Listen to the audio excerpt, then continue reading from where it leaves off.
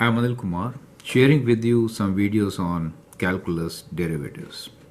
We'll begin with simple examples to find derivatives using power rule, and then we'll move on to product rule, quotient rule, chain rule. I have a different playlist for implicit derivatives and then their applications. So let's see the first example here, which is write derivatives of the following functions. F of x equal to 5 minus 3x squared, f of x equals to 2 pi cube plus 1, f of x equals to square root of x, and f of x equals to x cube minus 3x squared divided by x.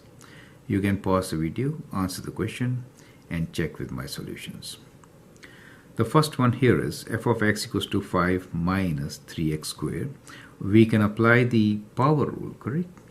So power rule is that if f of x is equals to n times x over, let us say, I'm just writing p here. In that case, the derivative of this will be n times p times x to the power of p minus 1, correct? Purposely, I'm using variables which are not standard, so it could be anything in the exponent. These are all real numbers, okay? Okay, now, best answer. So the first one will be, derivative is 5 is a constant. Derivative of a constant will be 0, right? So this is 0. Let me write 0 here. And then we have minus 3 times derivative of x squared will be 2, x to the power of 2 minus 1, which is 1. So that is the derivative.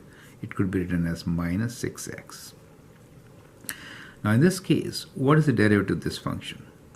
Note pi is a constant. So both these terms are constant, so the derivatives are 0, right? So the derivative is 0. Here, we could rewrite the function as x to the power of half and then apply the power rule. All right, so that's the function for us now. So the derivative of this function will be half times x to the power of half minus 1. Now what is this equal to? Half minus 1 is minus half, and therefore we could write this as 1 over 2 square root of x, correct? So that is the derivative of the given function. The example here is f of x equals to x cubed minus 3x squared over x.